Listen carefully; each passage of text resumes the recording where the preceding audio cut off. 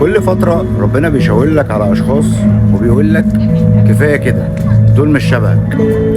بس أنت بتصمم وتعاند وتكمل. أنا عارف إن القرار صعب، بس صدقني ربنا بيبقى عايز ينجيك، عايز يجيب لك ناس شبهك ويعوضك، ناس تبادلك نفس الحب ونفس الإحساس اللي أنت بتحسه ناحيتهم.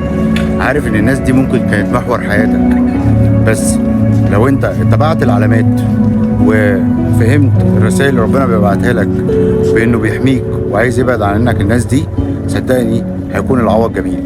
وشبهك دي مش طبقية خالص، شبهك دي يعني شبه اخلاقك، شبه تربيتك، شبه مبادئك، شبه تصرفاتك، شبه علاقاتك الاسرية والاجتماعية، وشبهك في طريقة المعيشة، شبهك وقت حدوث الخلافات. اختار اللي شبهك، عشان لو ما اخترتش اللي شبهك هتفضل طول الوقت حاسس انك غريب، وهتفضل طول الوقت بتدور على حد شبهك.